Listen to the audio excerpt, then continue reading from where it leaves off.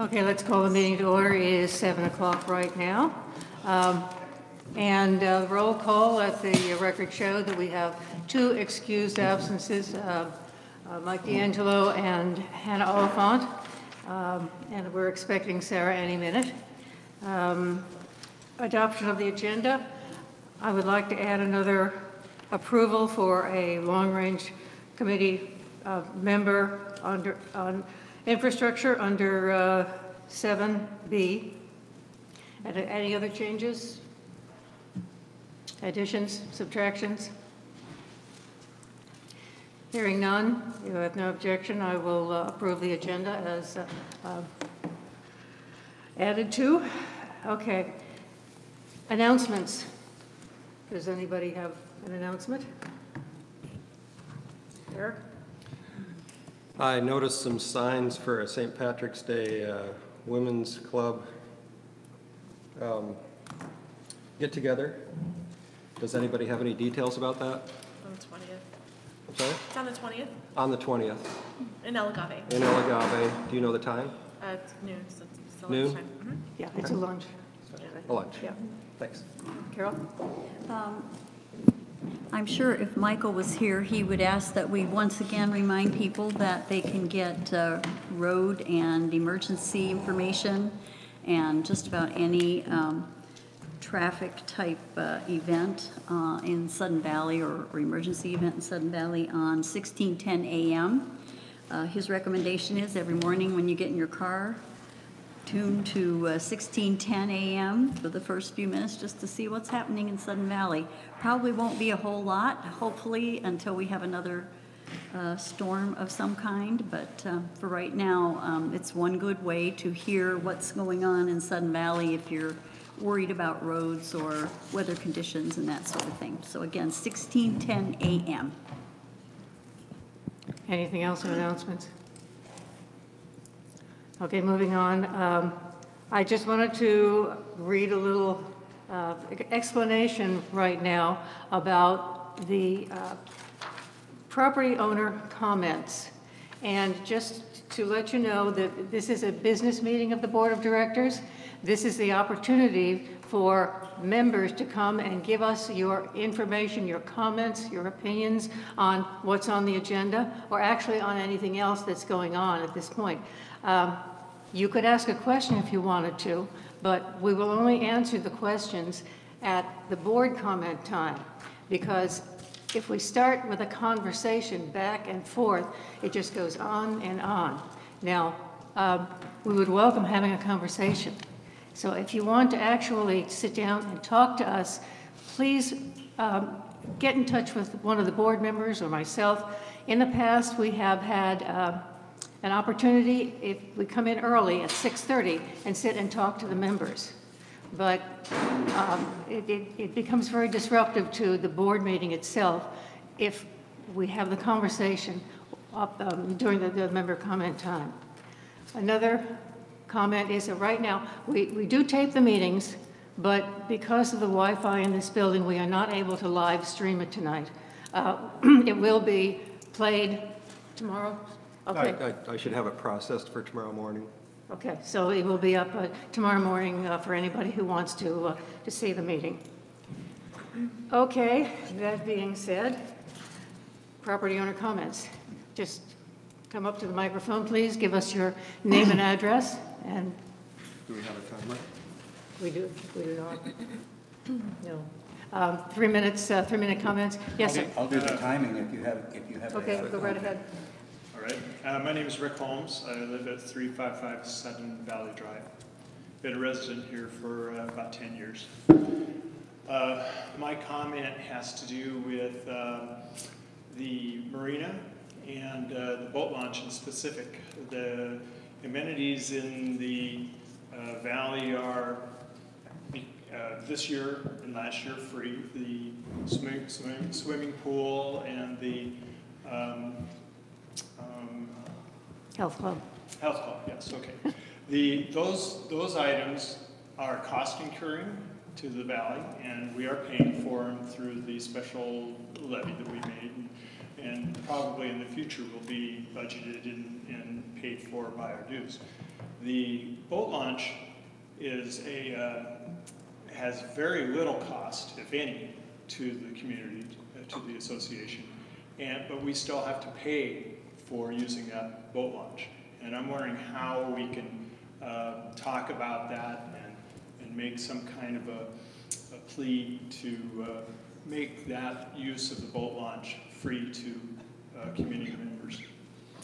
And the other thing related to and this is more of a personal issue, I have a sailboat, a small sailboat, and when I heard that there was going to be repairs to the marina, I asked around, asked the office, asked the volunteer harbor masters, how could I talk to somebody, the designers of this, and because I have some concerns. There are, at the dock, there are huge rocks on either side of that, and with my little sailboat, and with no motor and a north wind, I've had problems getting into the dock, and I've come up against those rocks before. And the harbor master looked at it, and he agreed, but there was no way of figuring out if there's something that could be done with that. Also and I would think that other boats have had this problem too, is that the channel coming into the harbor is very narrow.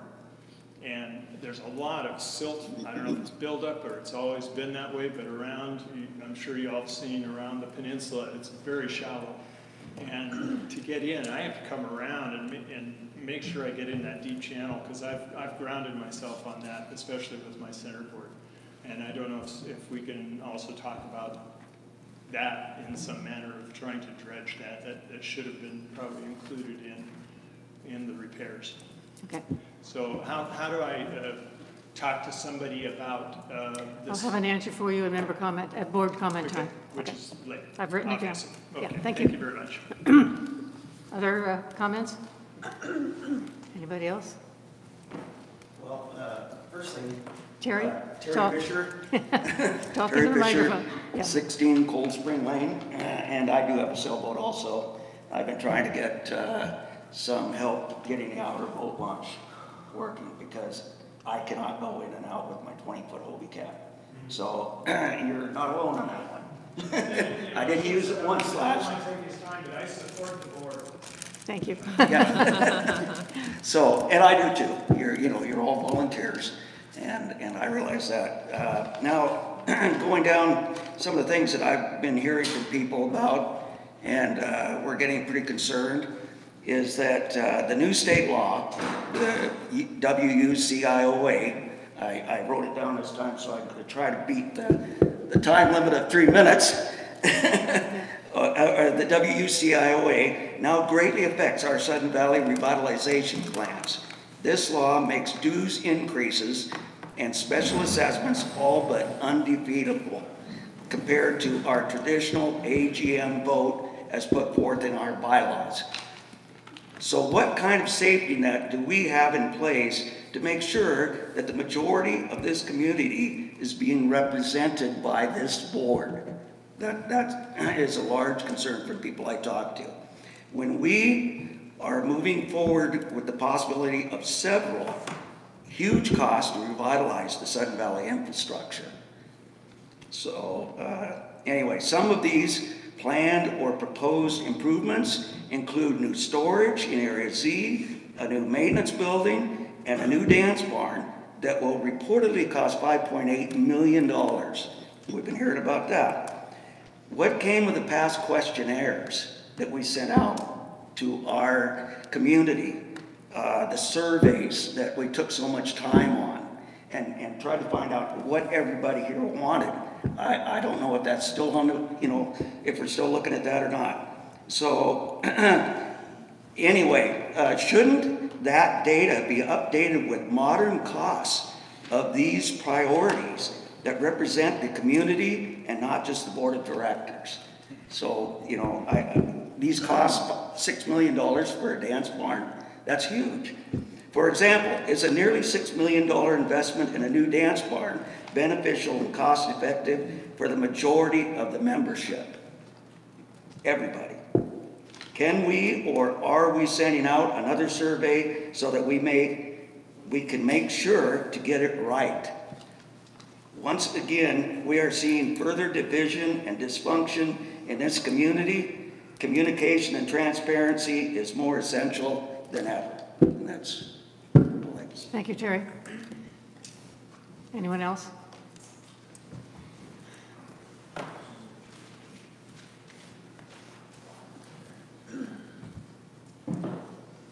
Hello, my name is Matthew Ball. I reside at 57 Louise View Drive. And just a couple of questions. I understand we had a new snow blower that was purchased for the golf. And I was wondering, did it come out of golf revenue or does it come out of community dues? Okay. Oh, is that your only question?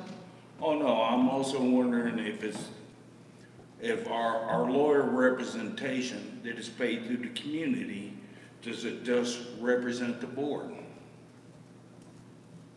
And also, I had one more,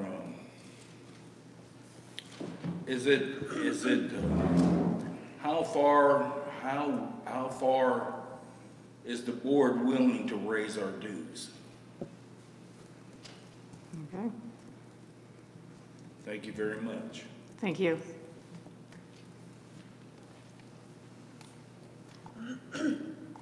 Anybody else? Okay. Does anybody have a comment before I start, or should we just gonna go through this list here? Okay. Starting out with the boat launch. Although it visibly appears to be you just walk down and you put your boat in the water, there's a lot of work that has to be done around that area to protect the docks and redoing the shoreline and everything. And all of this is folded into the launch fee to launch your boats. And if you have any other ideas on that, please send the board a comment about it. The rocks at the launch, I don't know if anybody can talk to that. I don't see the harbor masters here. Nothing? I don't know if somebody had an issue before. Okay, can we have staff answer that question, or? I can try to answer it. I would have to take a guess with the rocks within the water. It would have to take a major permit to get those removed and broken up. But I can check with the dock masters. I know that we have talked a little bit about flagging those and making clearer channels with buoys. That was something we have talked about this week. But to remove the rocks, I would have to take a very strong guess that there would be a huge permitting process to get those broken up. Yeah, I think they're Yeah. part of the breakwater, they're not just Okay, random rocks. yeah. But I would have to say anything within the actual watershed under the water line would take a major permit to Okay. get broken up. Okay, the next subject was the channel. The channel, I don't know how long ago it was that was dug out, but it's something that is kind of on our future list, and it really is one of the bigger expense items to go in there, and the permitting is going to be very difficult to do that. So it is on our radar, but it's not going to happen real soon. As far as, okay, the safety net for the board, that's in the members' hands. You elect people to the board whom you believe in, who you think will represent you.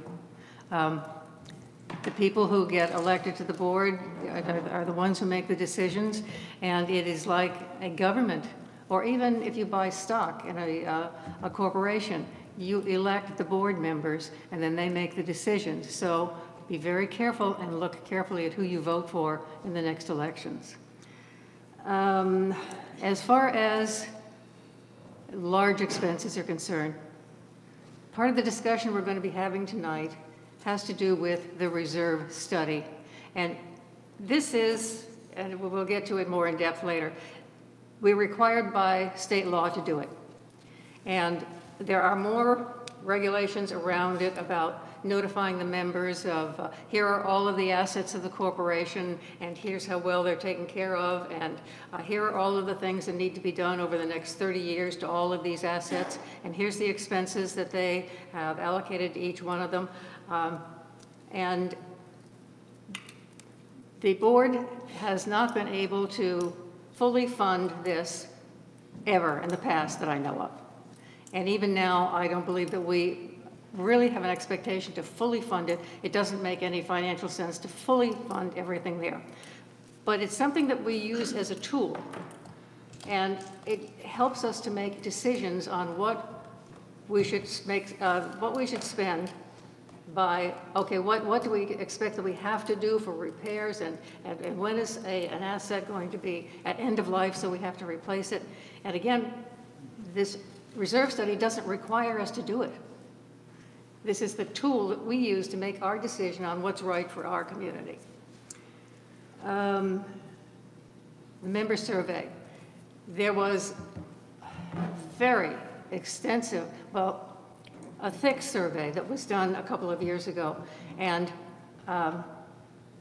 it's something that we kind of are looking at, but we really don't know who answered the questions. It was anybody who could log in on a computer could answer the questions. We could have had somebody in Philadelphia answering the questions. And so the Long Range Planning Committee has 5 subcommittees now. One of the discussions that we had Tuesday night was, what information do you guys need in order to make decisions for long-range planning? And we want to create a series of surveys to go out to the members, asking them what they want. We don't want just anybody. We don't want 6 people in the same household. We don't want people to answer 4 or 5 times. We want a good, solid response from our members on what we want to do, going forward. One of the other things, information is, okay, how many people are using our facilities? There's quite high usage on the swimming pools and on the health club, et cetera, and a lot of other things. And we want to know, are a lot of people using these facilities so that it's worth our while to maintain them and fix them, or is nobody using it? We don't care. Snow blower, anything on that? It's actually not a snow blower, it is a debris blower. It was not a snow blower. I'm not exactly sure what. Yeah. It was, My understanding was it was a blower that blows snow cones off the golf course. Pine cones. It was used, it's a debris blower, it's not a snow blower. Is it used on the golf? It is used on the golf course, but it's called a debris blower as opposed to a snow blower. Well, I'm sorry for my. Yeah. But Okay. Just to let you know that the microphones cannot hear you, so any question you ask, we will hear the general manager's answer, but we won't hear your reply. Okay? It is a piece of equipment that is used to remove debris off the golf course. It can be multi-purpose. It can do anything. You do parking lots. I believe it's a Toro unit, which is kind of like a Buffalo turbine unit, where it runs off a motor and it's a big jet engine basically, and it blows debris. Okay. Okay, thank you. All right, the lawyer representation. The lawyer represents the corporation, just as a city attorney represents the city. He doesn't take cases from every single resident of the city. And again, with if you buy stock, you have a corporate attorney who represents the corporation and makes sure that they don't make decisions that will cause litigation or something like that. And so no, our attorney is a corporate attorney. He represents the corporation of Sudden Valley. And how far is the board willing to raise dues? I can't, that's, excuse me, but we're talking up here now. And I don't think that, I can only speak for myself. When the state law changed. It gave a little more ability for the board to take care of our assets. But along with that came a big responsibility to be, to fully analyze anything that we ask for. And as far as I'm concerned, there is a number beyond which it is not reasonable to do that. Okay. Okay. So moving on to continuing business. Now, Excuse me, ma'am. yes, Do you mind, Madam President, if go I right ahead. answer one of his questions that was not one answered? brief answer and no conversation. Thank you. The blower was purchased out of capital funds, was it not? Capital reserves. And that is was on the contributed to by all members. Yes, it was on the reserve study. It was a replacement. Thank you. Okay, okay, other board comments? Okay. We're doing things just a little bit different tonight. Instead of a full board meeting, we're having a discussion about the reserve study, because at the last meeting, there was a little bit of confusion about what was on it and what we were doing and so forth. And so I want to have the board input on what actually should go into the reserve study and how it should be in there. Now, Mr.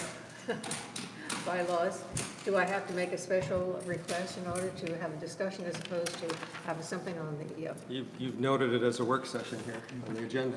okay. But it is also a business meeting because we're going to do some voting on things.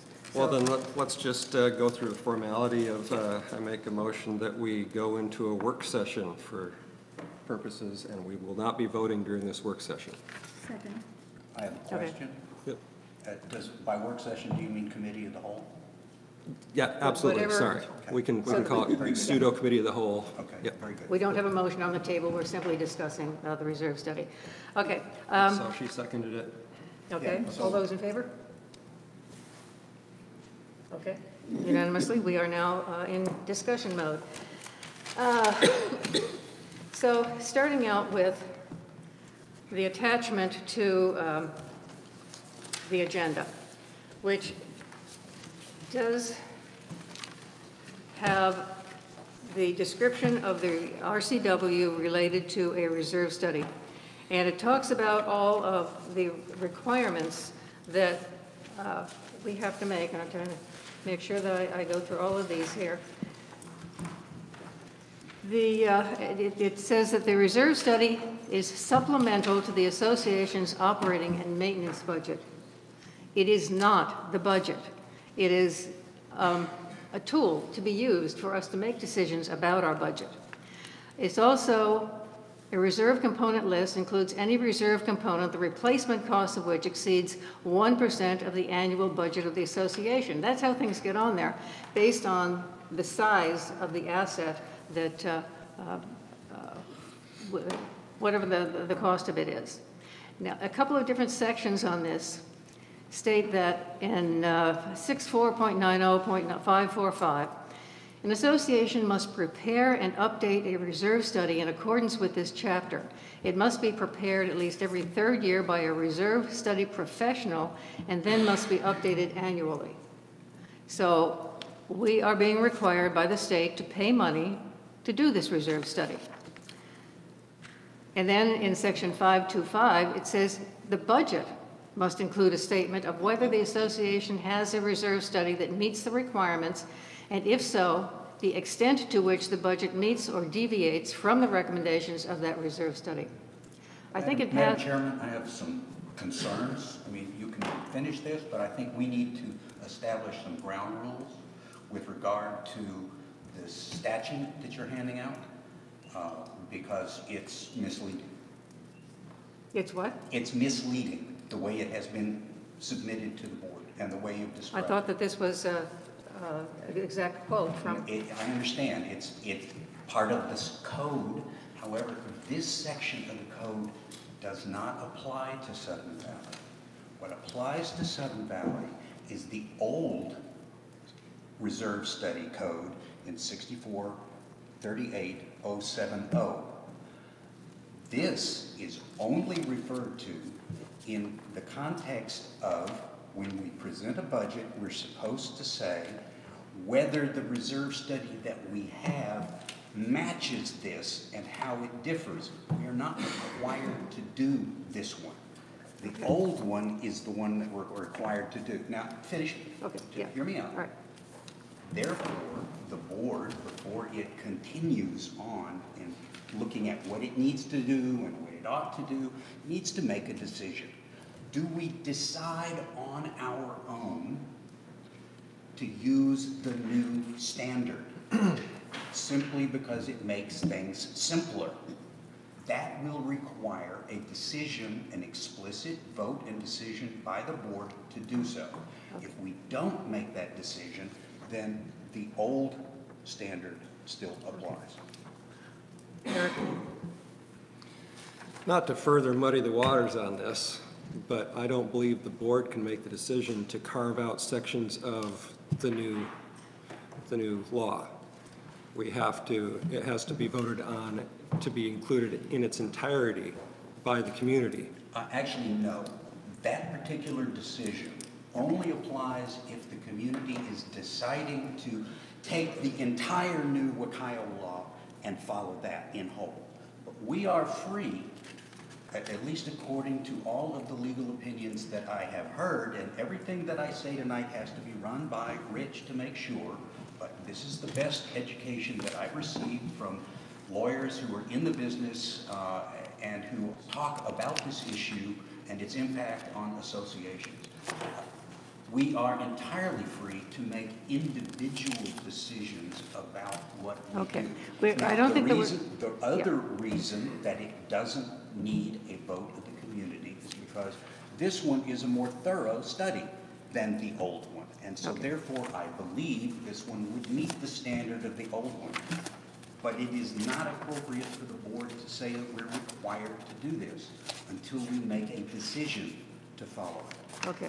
For purposes of our discussion tonight, there are certain things that I think that are probably included in both, such as we have to have a reserve study, and we have to have one professionally done every third year.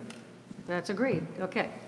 And also, we are required to report to the members when we present the budget that we have a reserve study and how fully funded it is.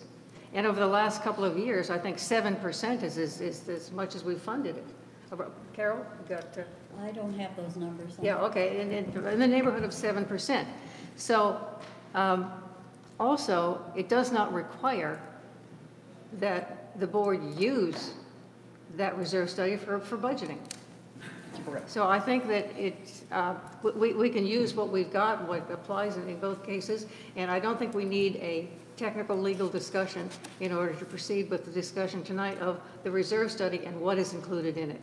Thank you, and that is perfectly fine as long as the board, which it now is aware that we are not required to use this particular document. Okay. We are required to This do is a some different basic discussion, things, yeah. and this is a good guide, but if we want to use this guide, we need to make an official decision to do so. Okay.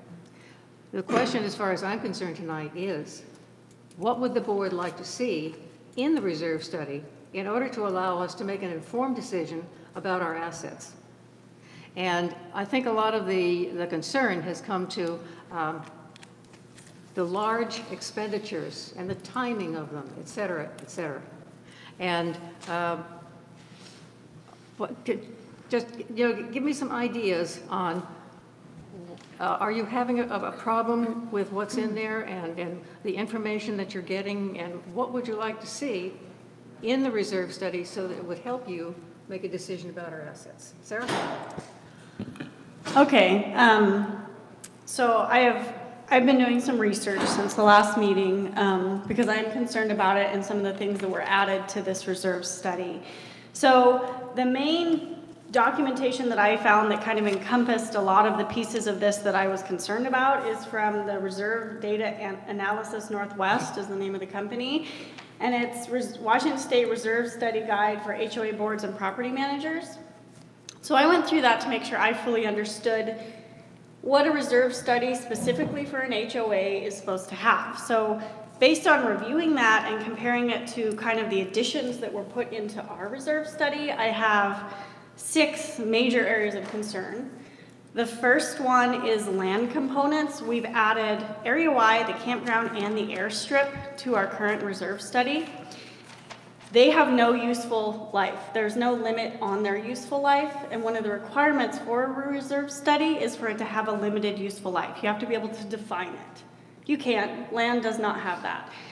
The piece of that that's a big deal is those are valuable pieces. They're a lot of land, and they're valuable. So they're going to add to our base significantly. So when we're presenting to the membership what percentage we're funded, it's going to decrease our numbers drastically when it's not even a component that should be in there. So that's a major concern I have. 2 is when you look through all these pieces, and nothing that I found from Ohio changes this, everything refers to component units themselves, not buildings. It talks about roofs, it talks about HVACs, it talks about all the pieces that go into a building, not the actual buildings themselves. Further, when you look at it, it basically says all these pieces are used as a tool to help you budget your annual budget, which includes funding our SURF budget.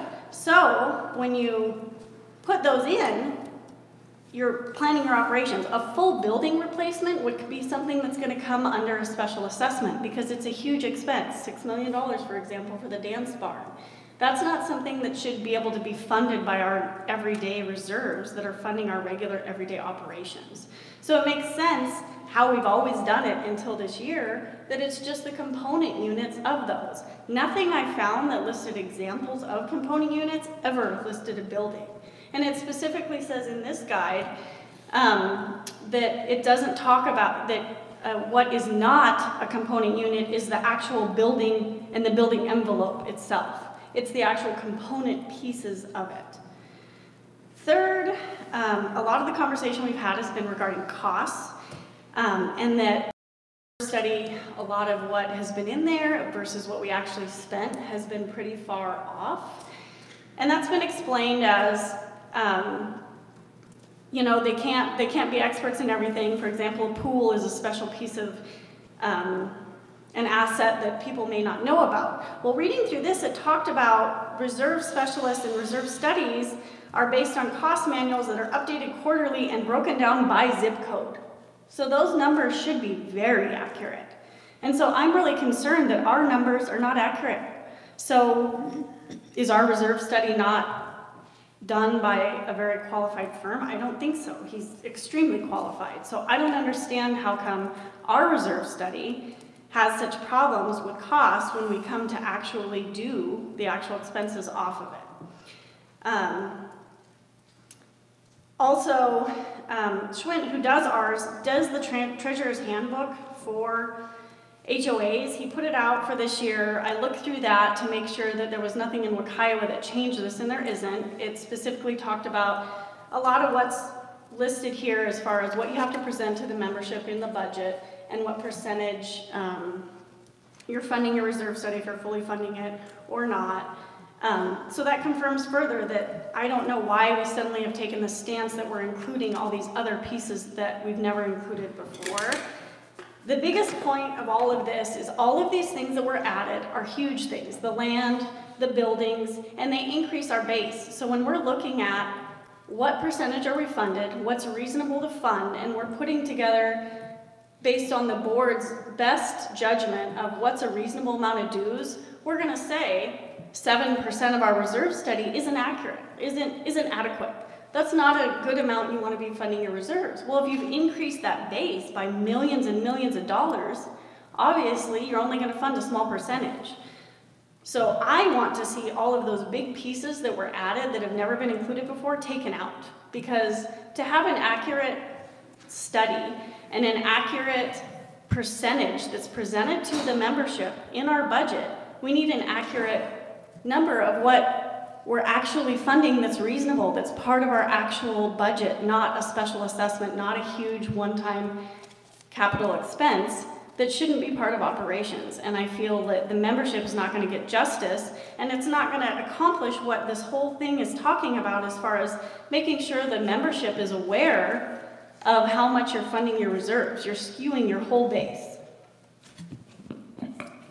Larry? Yes. Microphone, please. In large part, I disagree. For instance, whether we put an entire building in as an entity or as a unit, or whether we put it in as component pieces, at the end of the day will make little difference. The entire building needs to be replaced at some point.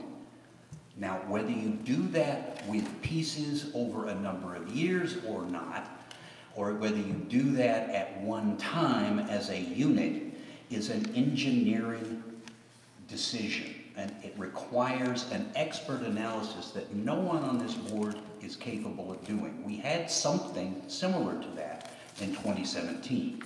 And what they said to us was very clear. That is, replacing the individual components of this building will, unless we replaced the entirety of the building, would end up costing far more and leave us with a building that's still 50 years old, even though many of the components are new, and it would not have a long lifespan. So with regard to whether it is appropriate or inappropriate to have that in a reserve study, we need to have a reserve professional tell us whether or not that is a decision that we can or should make, or if we're just free to decide on our own. We should not do that without appropriate information. The other thing with regard to adding large pieces, I'll get to land later. Sudden Valley has a long history of having not included things that are part of its infrastructure in its reserve study. For instance, with regard to road reserves, it for decades did not include culverts and also the ditches and swales that help protect the roads. And many other things have been like that down through the decades, and that's where some of these new items come from. They were not included, not because somebody sat down and said they shouldn't be included, but because they just weren't included. Somebody, sometime, for some unknown reason, made a decision that this is the list we're going to include. There's no records how that was based on. There's certainly no record of a vote by the community that, oh, that shouldn't be included, or yeah, we love this and it will be included. We have no idea. And therefore, we're in a position, and have been for years, we're trying to work our way out of it, of having to start from scratch. We have improved on the reserve studies that we've had in the past. They are much better than they have been in the past, and every year they've gotten better. Now we need to make sure that they are as complete as they need to be. It would be nice to hear from our reserve analyst what the reserve analyst thinks about these particular items that are being added. And getting to the land, that is a very difficult issue. I agree that in general, you should not add land because it doesn't depreciate. And obviously the impact on our particular reserves would be very, very detrimental to the percent that we have saved.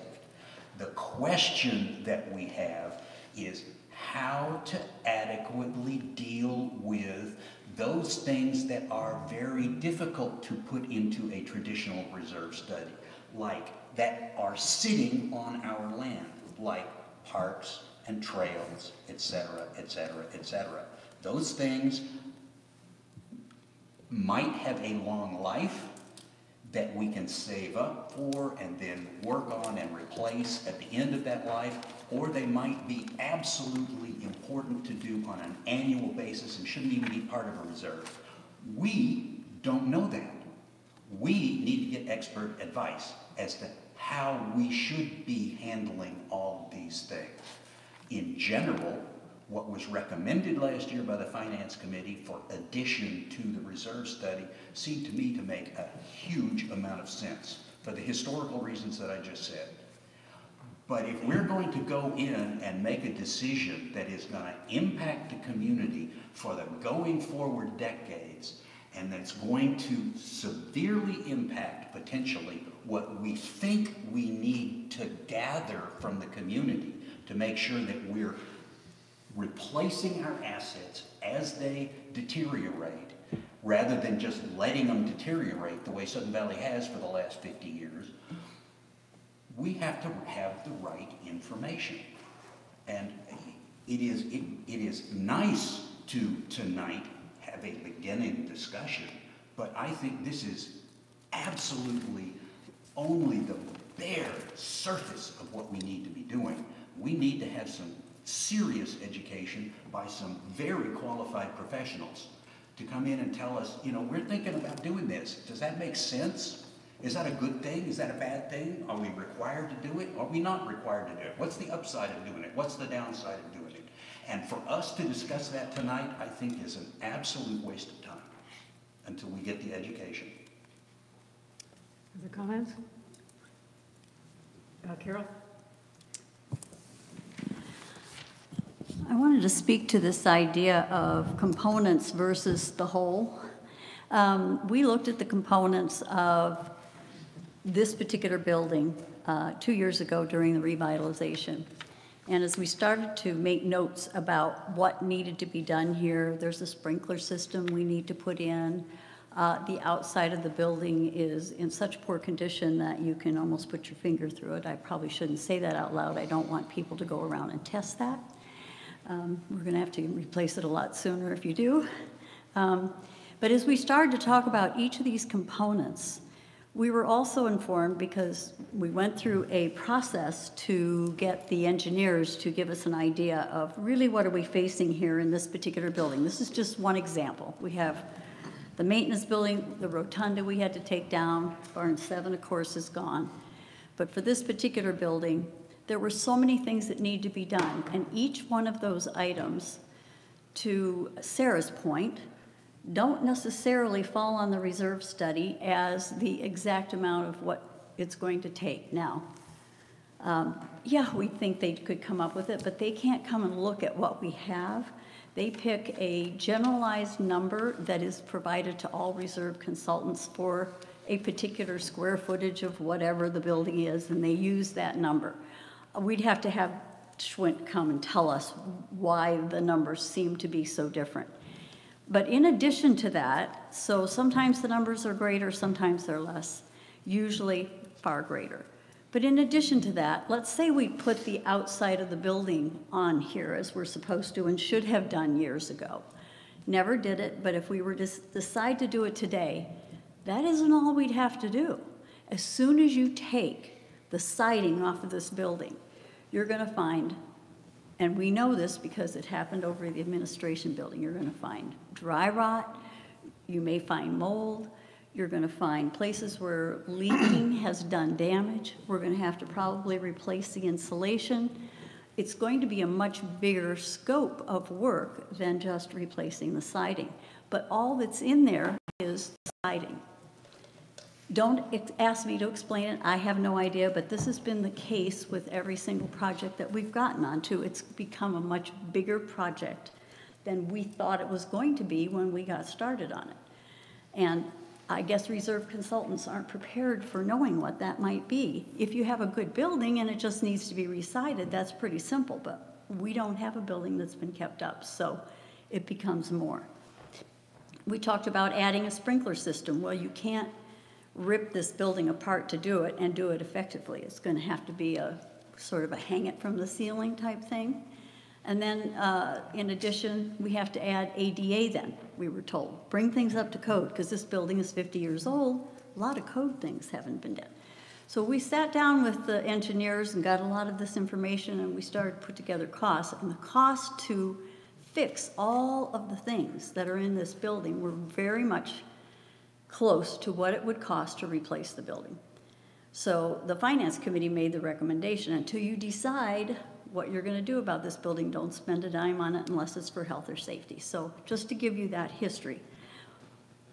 Our board gets to make decisions about where we go with that, but to me, it's better to have that component, because when Wilson looked at this building and determined what the amount was going to be to replace it, I'd rather set that as a possible than to put together, 100,000 here and 300,000 there to try to fix the building we have. We might as well be honest about what the real costs are probably going to be like if we decide to do it. But we haven't made the decision as to when it's going to be done, or how, or what it would even look like. That's where my biggest concern is right now. We don't have a plan for it. And I actually agree with Sarah. I don't want to start piling up dues and increasing our dues to pay for such a thing. If we decide we're going to put a building together, it should be in a special assessment that we all know is going to start and end at a specific time, and we'll pay only for that building if we decide to do that, or for whatever other event we decide we're going to do. So from that standpoint, I think it's good that we have components in the reserve study, because I think it better states what our actual responsibilities are going to be regarding the assets of our organization. Eric, your thing. I do. The state law that applies here is, as Larry mentioned, right now 643870. And it talks, as Sarah said, it talks about reserve components, which are small things. Generally speaking, components are small things that might cost 1% or more of the entire value, or the entire annual budget of the association. Now, this act that we're talking about, the 643870, that chapter, was formed in 1994. Is that? I believe Around that. 1994. 93. I And think it was redone, the latest date was redone in 2011. so, sure, So, but but this. originally, I don't recall. But it was something that was spawned from the Condo Act, I believe, and to have something that would apply to HOAs. HOAs are different than condos. Condos have components, and as Sarah said, you're not going to maybe have in the reserve study replace the entire condo. That seems unreasonable. But in the infinite wisdom of our legislature, they also sought to create a chapter 6438.065, which does talk about common elements, including limited common elements that will require major maintenance, repair, or replacement within 30 years. That would be the buildings. And so, yeah, we do have to do that. Okay, just a couple of comments here from myself. I think that I just want to stress that what we're talking about here are capital expenditures. This is not operating expenditures. This is replacement of significant parts and significant repairs to our capital assets.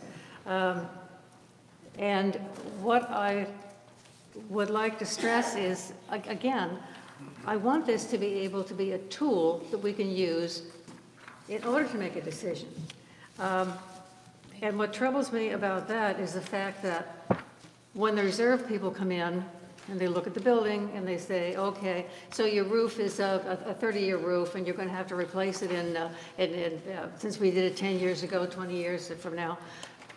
But they do not go in under the roof and look and see, are the beams rotting, et cetera, et cetera. But they just look at their book and they say, okay, to replace a roof costs X number of dollars. And until we actually get in and see what's underneath, we really don't know what the cost is going to be. And I think that in order to get more realistic numbers, we have to remember that it's a 50-year-old building, and that any time we have gone into this before, we have found a lot more damage than we had expected to find. One of the other things is that they don't take into account seismic effects, foundation settlements, liquefaction, any of the other things that can happen to a building over time. We did know that in the barn next door, the library barn before that went down, the pilings were not on bedrock. There was like 20 feet you had to go down before you got a solid foundation if you wanted, to rebuild down there. We don't know really what's underneath the building. The other big question is, we don't know yet if we replace this building, what we want to replace it with. We need to get feedback from the members that say, yes, this is a facility that we want to have, we want to use it. How big is it going to be? We don't know until we get member feedback. Will you use all of this building or only a portion of it? Or do you want more? It's questions that we're going to be working on over the next year. Another thing is, as we make significant repairs to what we have, we become subject to a lot more new codes and regulations from the county. And this is just going to increase the costs. If you, okay, this is just, to consider it. If we do a new building, it will be up to code, and in all likelihood, the costs for heating it, for cooling it, for everything else are going to be decreased. So I'm not saying do it, I'm saying let's look at all of the possibilities. And I want this reserve study to be a tool that we're able to use when we sit down and look at all these possibilities. I'm just trying to think. Some other comments here. These new inclusions that are large, land. You're not going to have a list of repairs and replacements for land. So that's not going to be a significant number. I mean, so it's in there as an asset, but you're not going to be doing anything with it. Parks and trails. I see that mainly as being an operations expense, not a capital expense. Maybe every 10 years or so you want to replace some playground equipment or something like that, but so yeah, we should add some new things just so that we have a record of them, but you're not necessarily adding expense because you're adding some of these new larger components. What would you like to see in a reserve study that would help you make a decision? Is there something that, Eric? Well, what, Go around the rest of the table. oh, did other people have questions? Oh. Anything down here? No? Okay, I didn't see.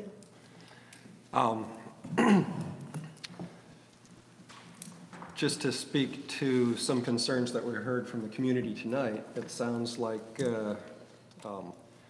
we need to find out and add into the reserve study, if it's not already there, dredging of the channel. What would that take? When would it have to be done? Is it reasonable to do? And Is it in there? Do we know anything? It's not in there. Not in there, It will have to be added. I believe Wilson gave us a timeline of like 10 years to get the permit to go ahead and do it.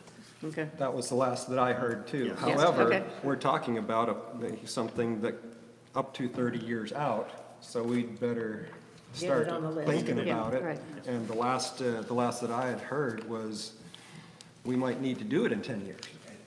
That's Very well. close. 8 to 10 is what I, Very possible. remaining life. Very possible. Yeah. We'd have to have a study done to see exactly how Sure. much silt and how much of the Right. channel is closing in and how fast it's closing in. Right, all of the information that I've heard right now is very fractured information. Who knows how factual any of it is, but if it's in the reserve study as something we know is going to have to be dealt with at some time, then we can start, Prioritizing monies and how to get it Yeah. funded. those dowsing rods pointed in the right direction to get something done. Larry? The only thing I would add to this is, I think it is very useful to have both a board discussion and an expert recitation of the background for what would be the impact on a community's asset values, which includes the value of every home in the community, of letting assets go. So we have some people who have voiced the idea, I don't use this barn, I don't want to pay for this barn. Well, there's two problems with that. One, this is an HOA and you're required to pay for all the common assets. That's what you signed on to when you joined an HOA.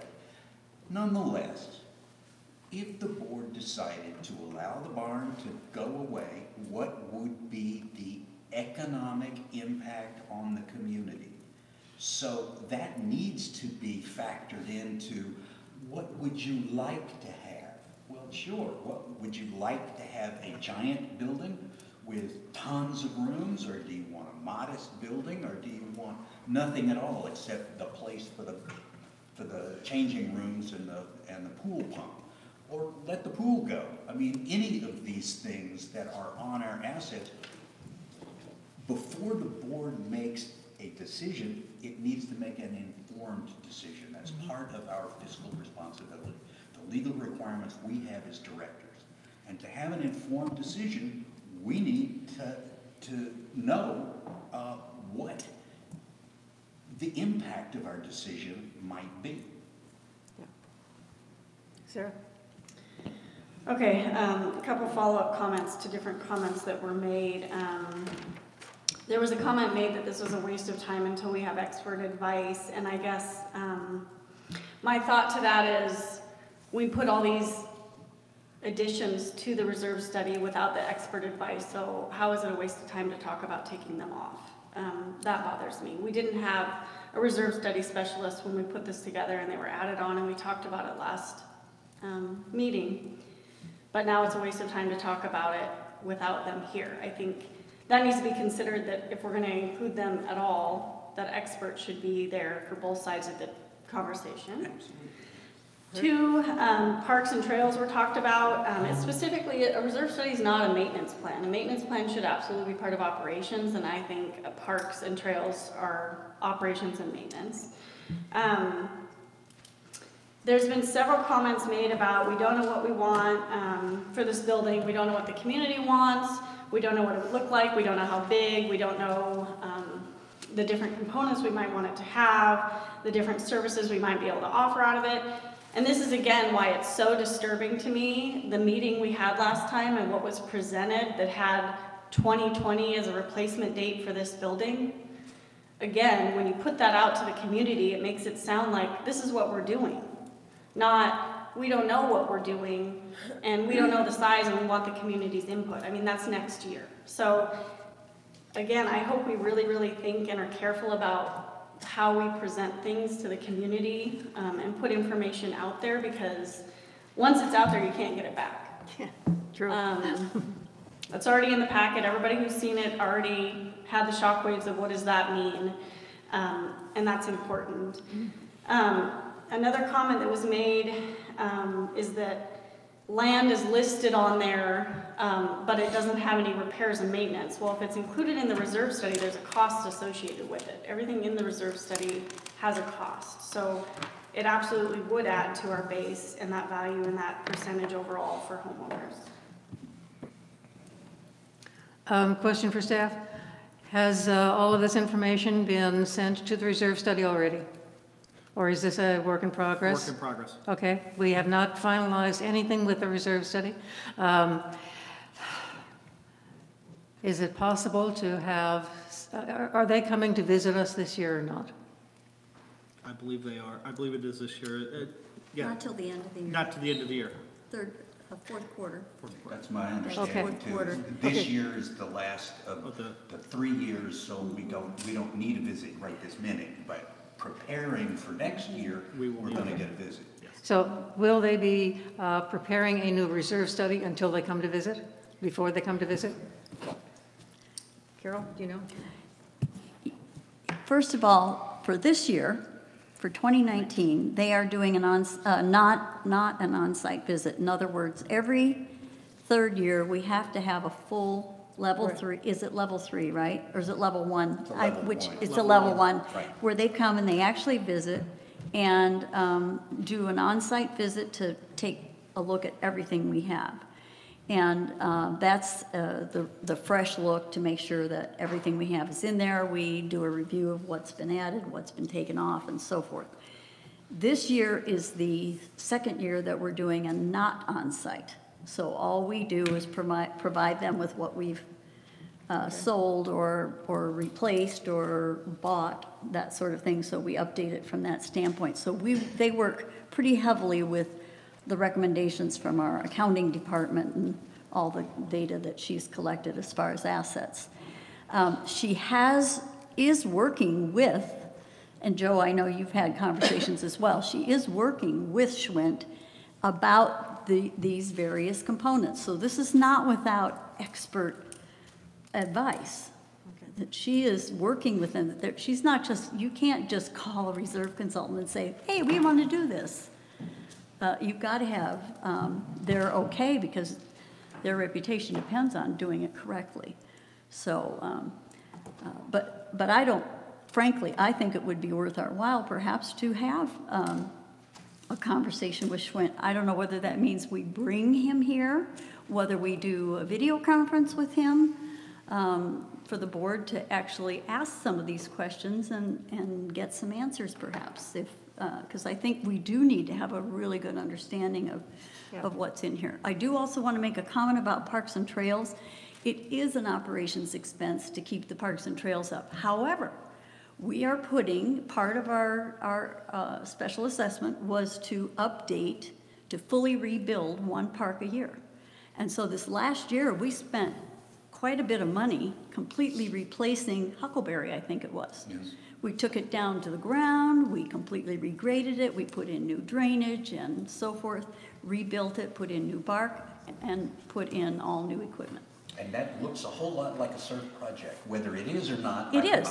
No, it's a capital, that is a capital project, and that would be once a year. And we committed to that. That is not part of the special assessment. That is something that is being done out of capital reserves. Okay, Eric?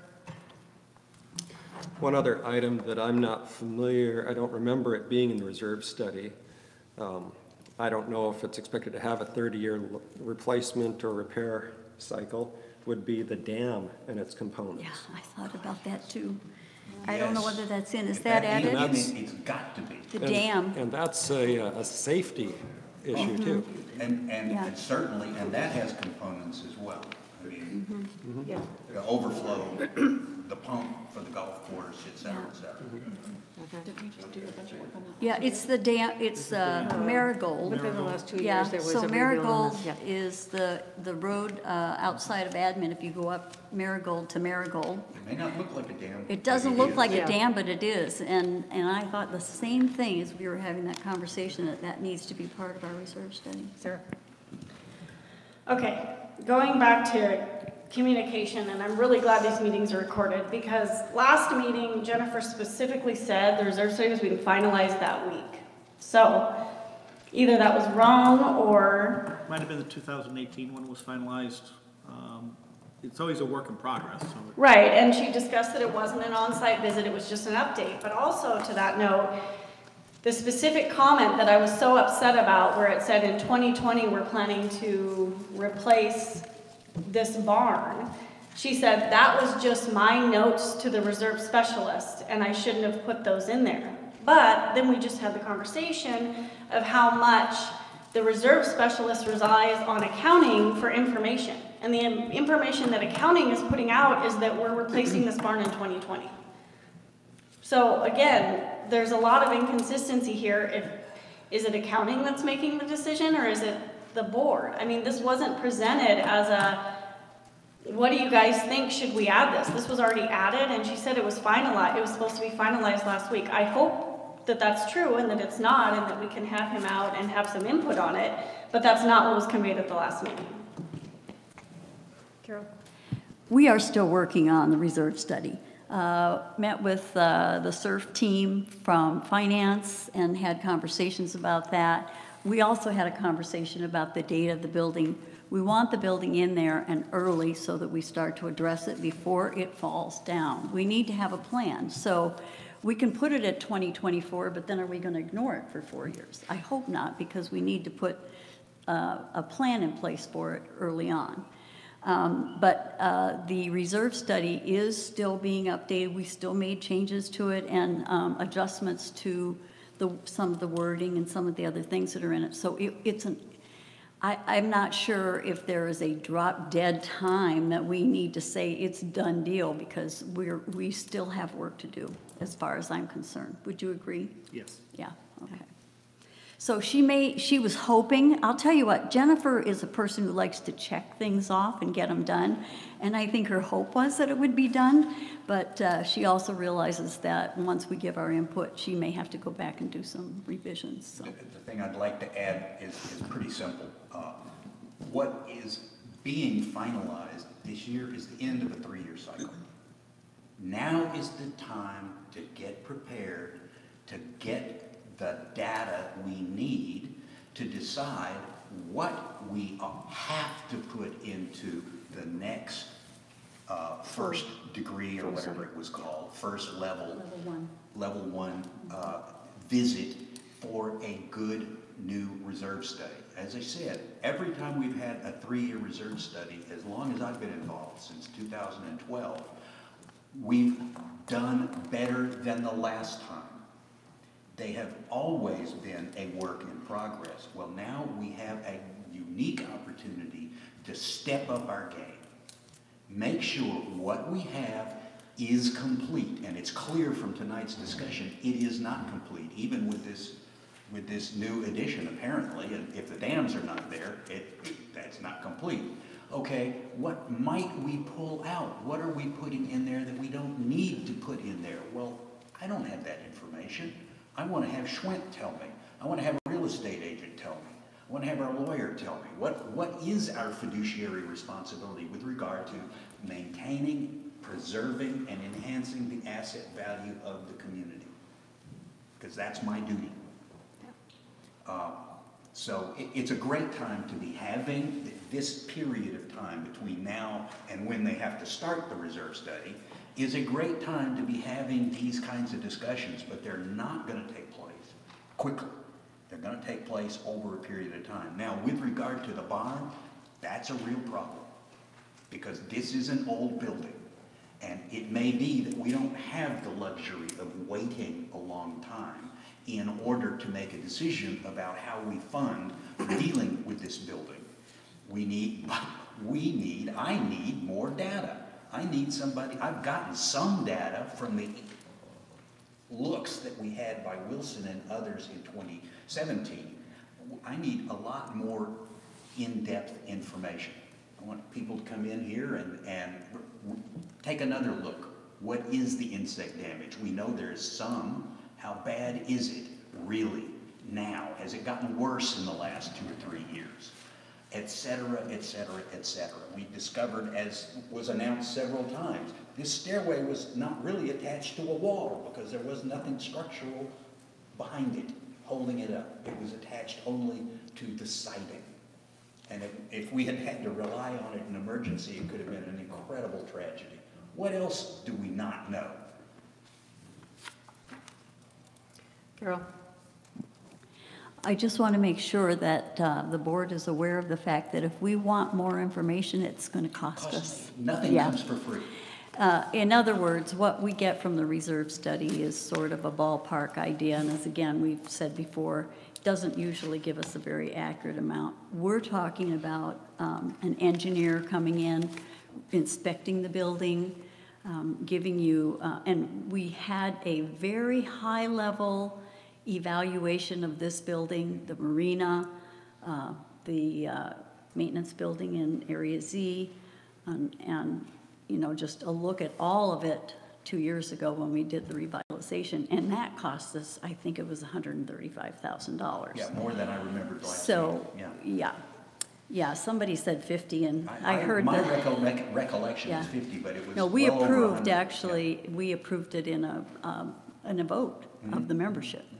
So, and that was just a real high look at what it might cost, but we need to have, you're going to have to pay for that kind of an inspection to get that, and if the board decides to do that, then that's something we'd have to vote on. Okay, we And have to put vote on into it. our- put Just into a our quick budget. response. We can't make a valid legal decision unless we have full information. We have a duty to get full information. And if that requires spending money, we've got to spend some money. Because otherwise, we're making a decision in the dark, and that's not following what we're legally required to do. May I suggest that we ask staff to contact the reserve study group and ask them how they could provide us with information about the significance of adding certain items and how it affects the reserve study, how fully funded we are, and how they suggest adding things that would allow us to make informed decisions on our assets, whether we want to repair them or replace them, et cetera, et cetera. I think that what I'm hearing is we want a lot more information. And whether that would happen with an on-site visit or something else, could you please get back to us with some information about that? Anything else, Sarah? It's interesting because this barn has suddenly become a hot topic and something that we're discussing, because last meeting it was put as kind of a first priority. It was put as 2020 in the initial numbers that were put out. So it was kind of represented as first priority. Okay, so Wilson came in 2017. The building, from a structural point of view, is capable of being revitalized and repurposed, period. Nothing about it's only good for 5 years. Nothing about this building's gonna fall down. I am reading that from the report that was done in 2017. So I don't understand how the ice barn needs to come down. It's obviously in way worse shape. What about the maintenance building? It's a disaster. Why is this building such a hot topic? And this is what I'm talking about, is when you put out numbers or put out dates like 2020 for this building, it suddenly becomes like, oh, this building's dire. But in 2017, it wasn't dire. They said we could repurpose it. Yes, they said it's gonna need some stuff done, but they said it was structurally sound. That isn't a building that needs to come down. I don't understand who or why made the decisions that suddenly it needs to go. Sarah, It's I think frustrating to me. we're asking for more information. We're asking for information. Anything else? I have one brief. Okay. I want people to remember that the reason that we have to do, in fact, the reason it's smart to do a reserve study, not just that it's required by the state, but the reason that it's smart is so that we can have things on our radar and plan for them in a more reasonable way than having it come up as an emergency. And in fact, the other part of the state law, in fact, it's required to be included as a disclosure at the end of every reserve study. And I thought that it was even included in the ballot with respect to the reserve study.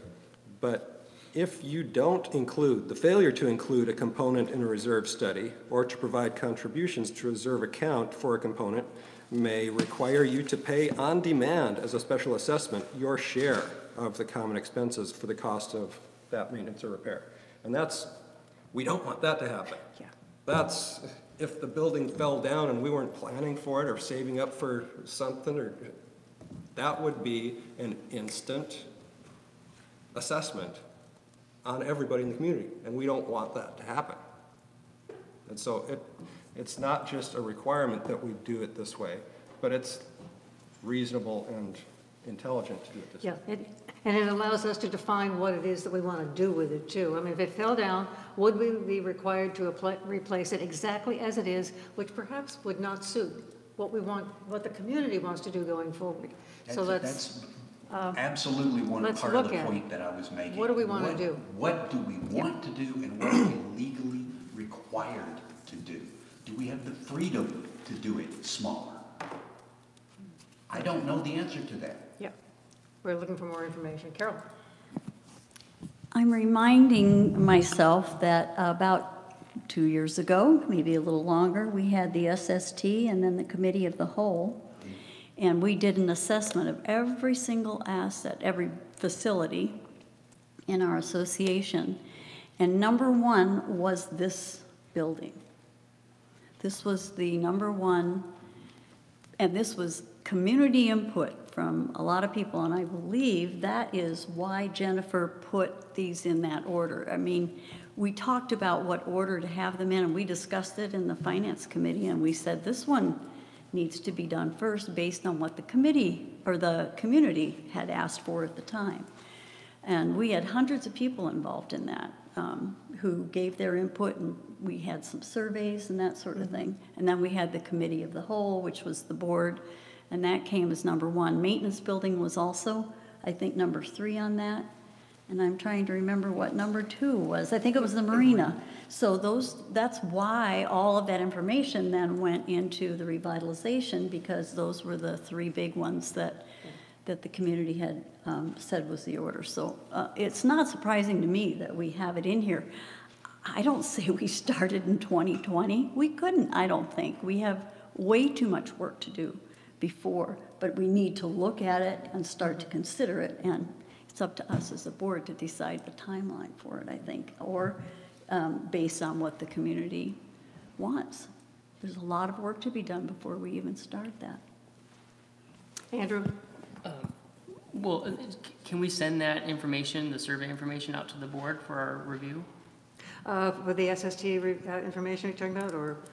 What Carol was just describing, apparently we yeah, have right. information These were a from couple of community members, committees. and I haven't seen that myself, so I'm Yeah. just asking if we can send this is a that couple to of years me, ago. but can we send that to the board? It's I have written it down, 2017, so I'm sure we send can that out. find it. Oh, that'd be helpful.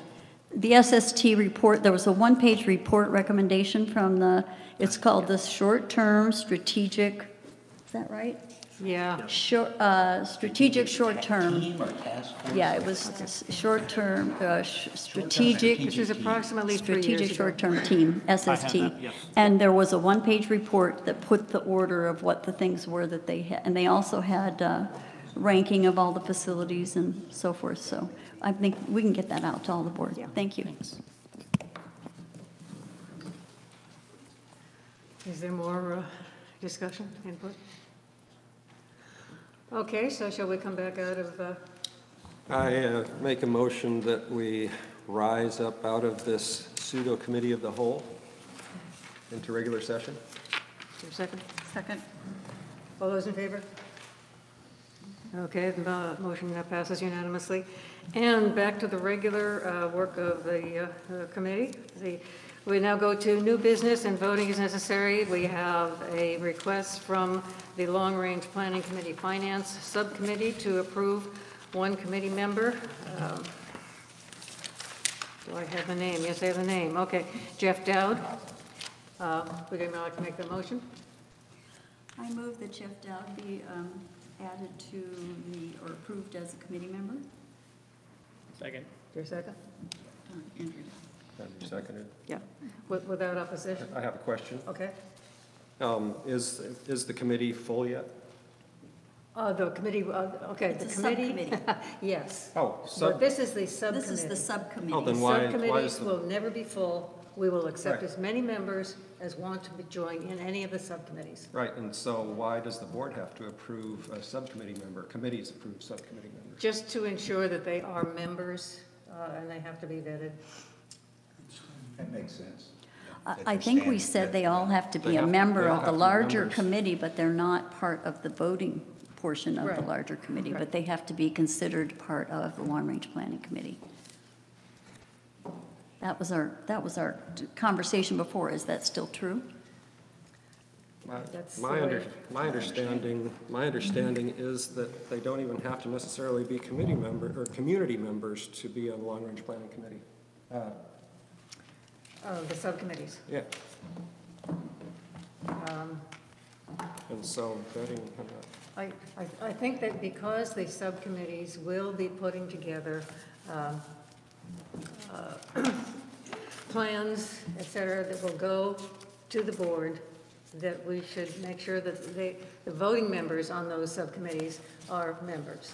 Now, they can call in all of the people that they want to give them information, who don't have to be members per se, but if they're members of the subcommittee, they should be community members.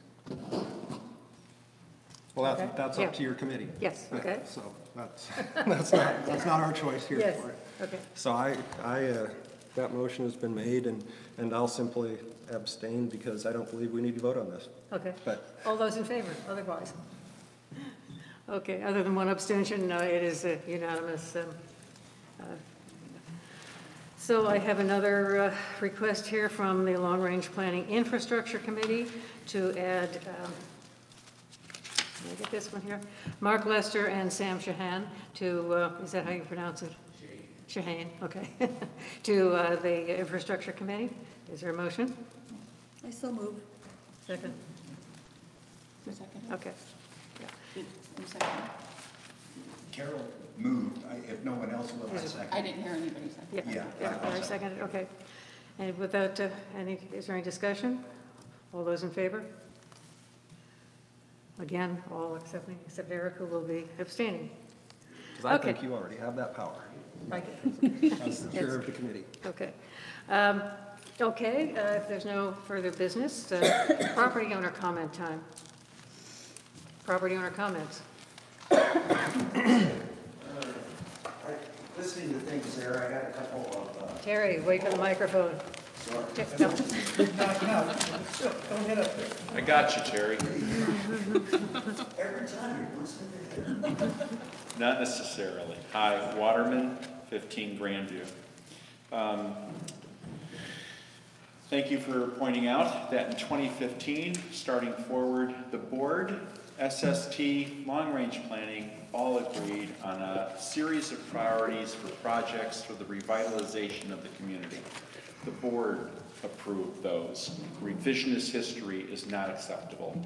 SST approved those. The board approved it, SST, long-range planning. And the project prioritization was this building and the maintenance building and the marina. Those documents are available. I just circulated them yesterday to the members of the Long Range Planning, Finance, and Revenue Committee. They are certainly available. And Sarah, you were mailed a copy of those notes also. So that you didn't read them is distracting, but you were mailed a copy of those over the weekend. I'd like to point out that although the revitalization project did fail in the membership vote 2 years ago, it was put forward because the board of directors validated the need for the projects. So that the board asked the membership to do the projects is an establishment of the board saying, we need these done. That the membership turned them down at the time, that is the membership's prerogative, and they need to have that right. Are you getting all this, Mary? Thank you. I believe that the change hasn't occurred. And then quoting a Wilson report out of context by reading the last section on the second page is improper. That document was an establishment of this building being able to endure for 5 years so that the association could have a series of belief that a facility would not collapse on its members. And that was, I believe, the issue. It would be improper for an association to say, we'll use the building until the day that it collapses.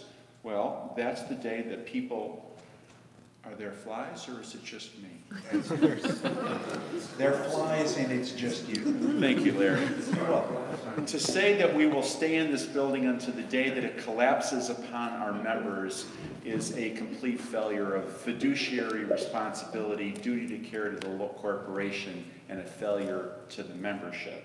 To plan for the revitalization of facilities prior to their failure is the correct precedence for a board of directors to take an approach. You don't wait till it failed, because if it falls on members, I don't know that your insurance is going to actually cover us because we were told it may fail and we'll wait until it does fail, and if people get hurt, well, we'll let insurance deal with it. I do not believe that that is the approach this board or past boards has ever decided that they wanted to take, and it's an inappropriate approach.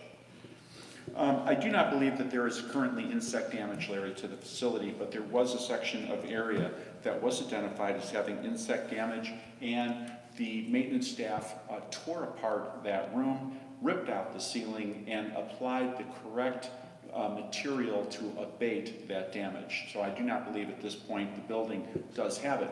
Although it was said earlier that when those stairs were put in, it was pointed out in this meeting and in finance that the stairs themselves, when the contractor was putting it in, when they opened up the walls, there was no structural wood that they could attach to, and they had to put in structural members into the facility to be able to attach those stairs to. The general manager has video showing that when the walls were opened. All of the assessments on this facility were done, with the exception of the insect inspection, were done without the removal of wood or surface, which means that when you look at the nail pattern on this facility, although you might think it's going to be 16-inch on center for wood, it is not on standard. It is a barn that was modified. It was put in rough sawn wood. It was installed as a barn and then modified. This building was not built to UBC standards. This building doesn't meet the code for complete collapse. It does meet the code for having protection if the building collapsed, where it would not have a complete failure and crush everyone. There's two standards, and that memo that you references that it makes one, it fails on the second. I also believe that the current association's expert advice for the reserve study has been sound. The expert came, thank you, Larry, the expert came, stood here and said, the association is circling the drain. And I believe that the reserve study in past years, substantially from the beginning, has called for hundreds of thousands of dollars in increase in dues every year that the association boards did not put through. That is why we have circled the drain. Other member comments? Okay. Yeah. Let's see, you have a timekeeper. You got me last time. Okay, one of the things I was going to bring up is the slabs out at the marina on the outer dock. I don't know, I know Mitch used to be involved in it, but we were high and dry out there. And the other owner, his comment was similar to the problem that I've had, and a lot of boat people would like to use that outer dock. Those slabs were, I don't know if they still are, but the water level was down so low, and we're doing massive reconditioning on that beach. It wouldn't have taken hardly anything, as far as I could tell anyway. I mean, I'm not a marine engineer, but it looked pretty easy to get those slabs straightened away, and I doubt it would have taken too much permit action. I don't know how long that water would stay that low, but that might be an easier fix, is just try to fix those slabs, and I'd certainly appreciate that too, but that's beyond the point. The other thing that I have to disagree with is when I heard that this is an HOA and we bought into this building, I totally disagree with that. No, that was just a warning. You got a minute. Okay. Okay, give me another minute. Okay. This facility has been here for 60 years. And if we have to pay for things and put it in another building that's going to cost us money to maintain, and we're not using it, that doesn't make sense. It doesn't make sense to anybody here. So my point is, hey, let's be fair. Let's hear what the community has to say. And that's my point with it. If there's a simple majority, even I'm for it, Larry. Really. And then end of life study. I've been involved with those. I'm a millwright, and been involved with those on our machinery out at Intelco. And we brought people over from France, and they gave us 5 years. I'm not gonna tell you what equipment it was. And I think it's been 15 years now, and Alcoa is still using that machinery. And they did a complete end of life. We kept it up, we maintained it. It didn't make sense, the company would have shut us down if we'd had to replace those. Thank you, Terry. Other comments?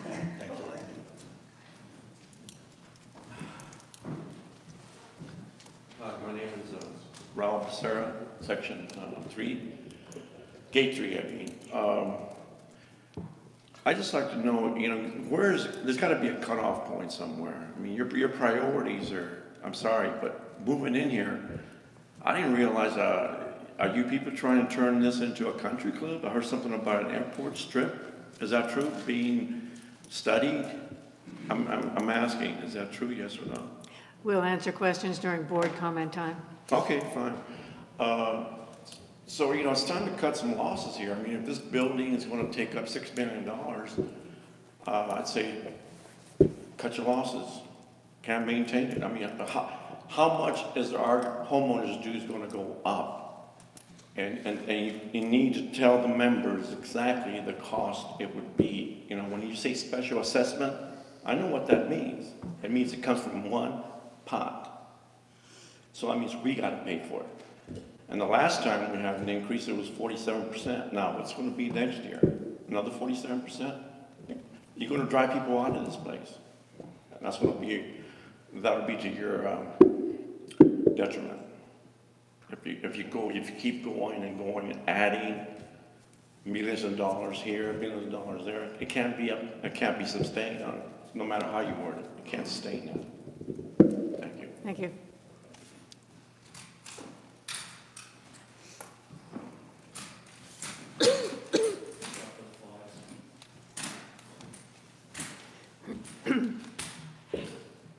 Mary McIntosh, 3 Whistling Swan Place. Last board meeting, you said that community input would come from the committees. And just now you stated that anybody in the community could join the subcommittees of the long-term planning. And I am just confirming that that is the case because I have tried to join committees in the past and been blackballed by the board because of my, I don't know why. Actually, you didn't give a reason. So anyway, I want to confirm that anybody can join the subcommittees and have a say, because I would really like to join some of those long-range planning subcommittees. And I think that would be awesome.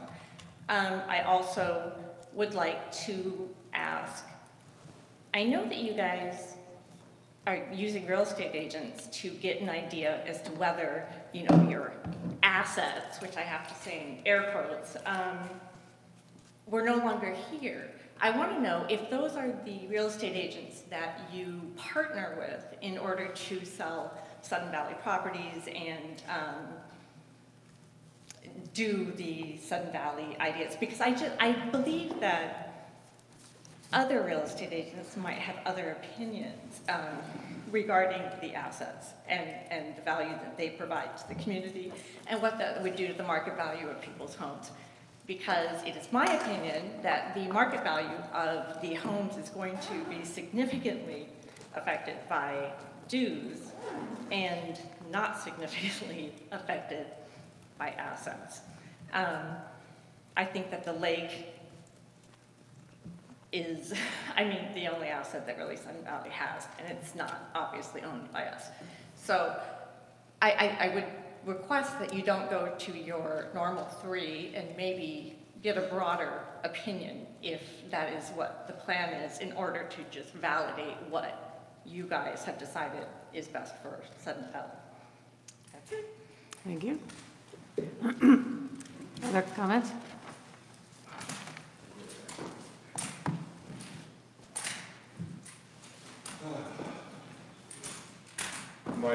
My name's Mike Wadsworth. I'm at 5 Western Lane, Gate 13. When I bought here, I thought this was awesome. It was great. I still do, honestly. And I also thought that at $64, the dues were awful low. I didn't see what was going on outside of the house that I bought. But I've been here about 3 years now, and I'm watching. My wife and I bought with the idea that as we retired, we could possibly sell the house and have money to move maybe into a smaller place and live on what we made on the sale of the house. And my concern is my property value and the ability to resell. I think that dues are going to be a huge thing when you try to sell your property. $1,000, $1,200, whatever a month house payment, and then you got $200 dues on top. People are going to go, I can't do that. And with my income, I'm working part-time, and I have my own little business that I do. And if the dues keep going up, you're going to price me out, and I don't want that to happen. My concern is, and my question is I have to balance my checkbook in order to not overdraw my account. I don't have somebody I can go, oh, I'm just going to raise your fee so I got more money. Have you looked at what your expenditures are really? I see, in my opinion, a newspaper that's birdcage liner. I see a security staff that can't do anything. I see and hear about subsidies to the golf course that only a very small percentage use. I see salaries for staffing and the number of staff people out here that looks horrendous. You know, it's just too many people to run a little teeny office, and I see really nothing done out of maintenance. So it seems like you need to balance your budget and pull in some things and reposition some of this money, and it wouldn't take as much. You know, you could move it to another spot. That's what I have to do. I have to go, well, I can't, now that my dues have gone up, I canceled cable TV, so I don't get cable TV anymore, because I can't have it with the dues that I'm paying now. So if I have to look at it, it seems like you guys should have to too. Thank you. Other comments? Okay. Oh.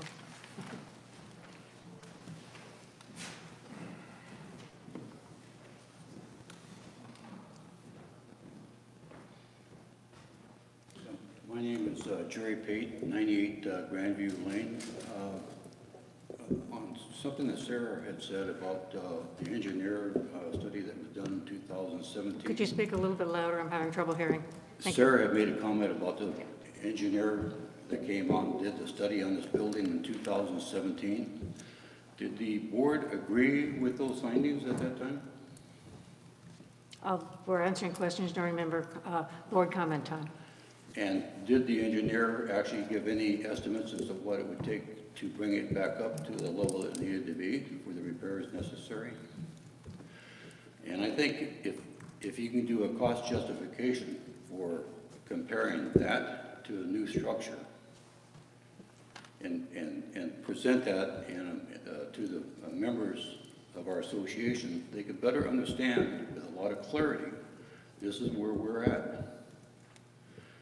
And I would like to see the same engineer come out again instead of shopping for another one and possibly, but maybe there's some benefits to a second engineer giving you another update.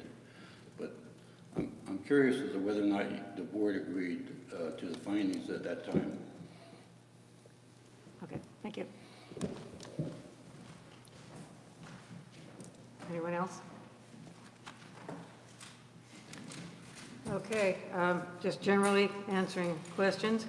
The concept of country club,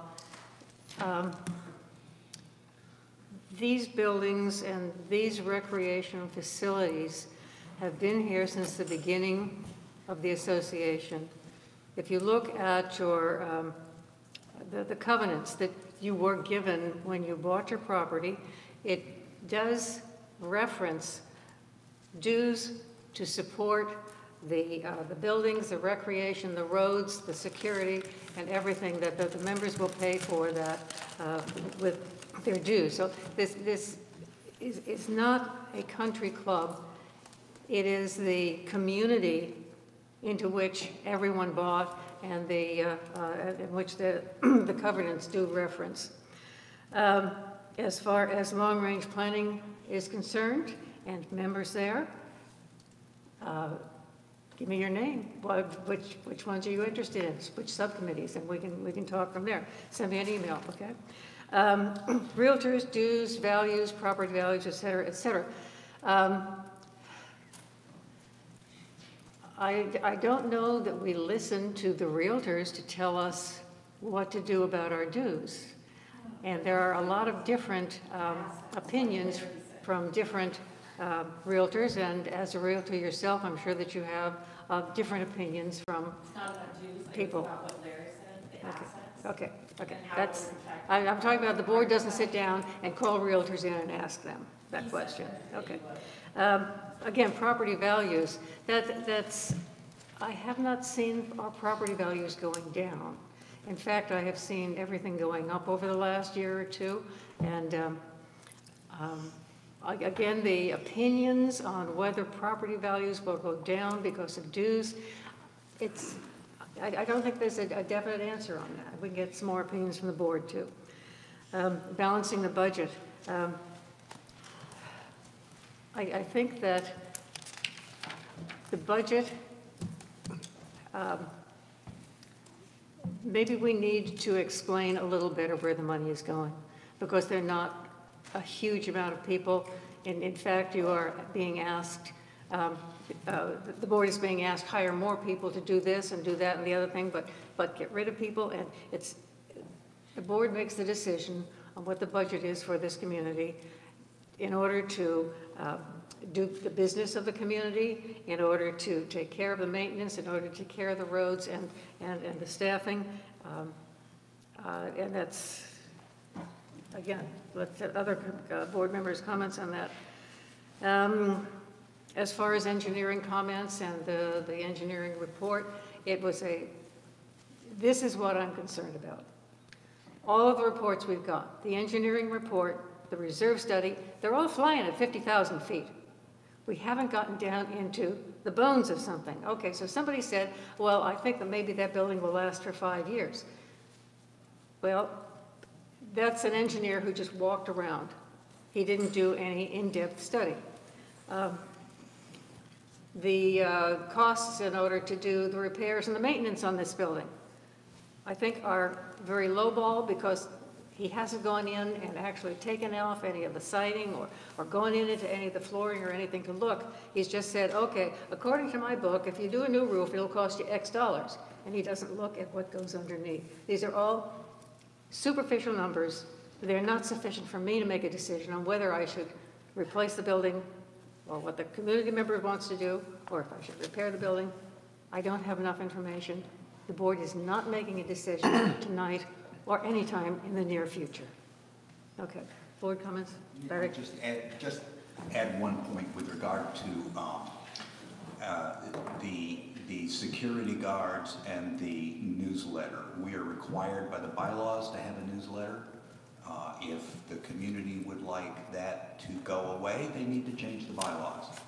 We are required by our restrictive covenants to have a security personnel and Patrol, thank you, period. 24 hours a day, 365. And we can't change that. While you can change the restrictive covenants theoretically, practically speaking, it's impossible. There's just no way to do it, because it requires all 35 or so divisions in the community to each separately vote, and if any one of them says no, then it won't pass. So it's very, very, very difficult to do. And by the way, one of the divisions in the community has one person. So that one person, just because that's the way the building was built, that one person gets a veto on anything. Nonetheless, we are required to have certain things. We spend money on those things because that's what we're required to do. Does it have to be printed though? It has to be mailed, so I Okay, presume. it has this to is be board printed. comment time. Sarah? Okay, responding to a couple comments that were specifically addressed to me. SST, yes, we did have that. Yes, those are the priorities that came back, but at the end of the day, revitalization failed. So we missed the boat. The community did not support what we came back with. So we need to go back to the drawing board because what we presented did not work. The community did not support it. And that's basically what we're discussing, talking about doing now, but again, why it's a problem that we've based something that didn't pass the community's vote on our priority for these things. Obviously, I'm not saying we should keep this building until it collapses on people, and realistically, the maintenance building is gonna collapse on people before this one, and again, this one's the one that was put first. Also, another concerning thing about the revitalization and the information we were provided and the fact that this was just a walk around. Well, I hope it was more than a walk around because the community was presented with a $12 million plan that had to take all of those things into account. So if we were gonna open up this building and repurpose it and run into a bunch of expenses we didn't plan for, then we didn't do our homework. And we didn't present to the community a real plan that could succeed because we didn't have all the information. So that's a problem. The community was presented with this. So management felt they did their homework enough to know what our costs were going to and redo and revitalize the community. If during the time that revitalization was being published,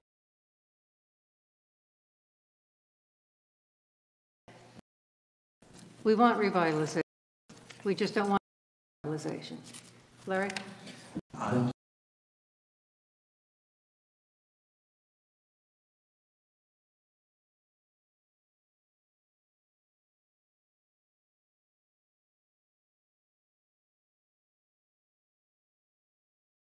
Included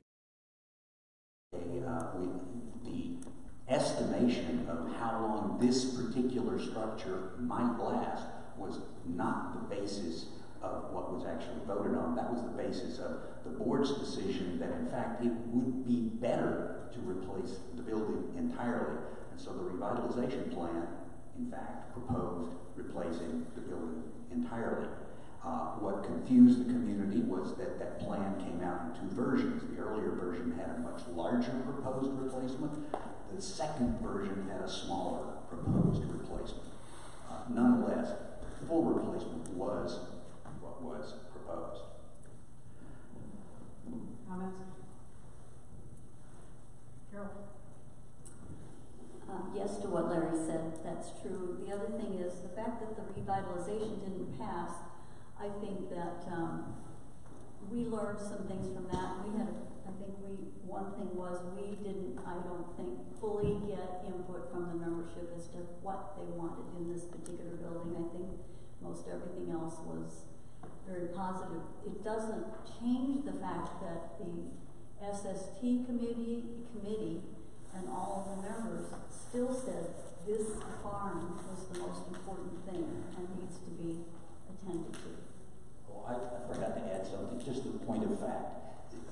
It's been mentioned a couple of times that why do this instead of the maintenance building? My understanding is that the maintenance building is under consideration for some kind of construction and renovation. Correct me if I'm wrong, I certainly know that the ice barn is being moved. The maintenance building is itself being undergoing at least some repair work because it just can't handle. Now, whether it's going to be replaced the way it was suggested in the revitalization, no, that's not being proposed. Again, no decision yet. How did they patch the roof last year? Anything else? Would anybody like to move it to return, or would you like to make a comment? One quick comment, if I could, before we continue. I noticed this is a question that I hear again and again over the years, specifically about either security or the newsletter. And when the requirement for security was created back in 1970-ish, it was, they had, I believe, 27 security guards staffing gates that actually open and close. Personally, I think that was marketing. Just, I have to add, in those days, the county sheriff's office at night only had 2 officers to cover the entire county.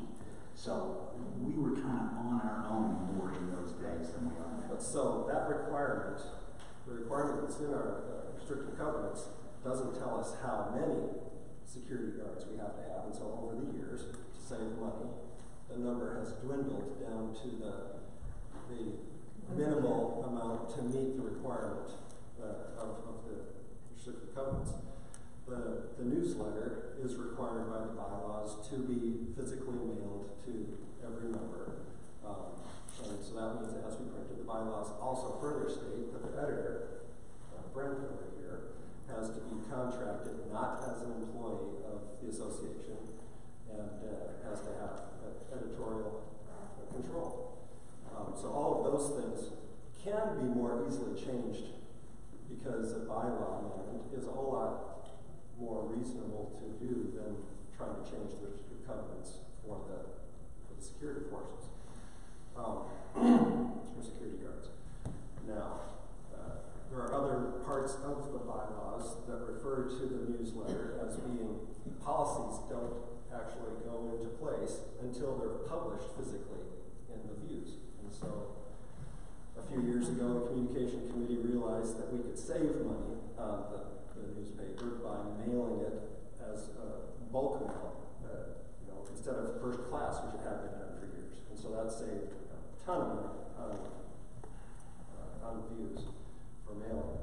And so we do everything we can to try and, within the letter of the law, tighten the belt as much as possible while still complying with what is required to do. I move that we adjourn.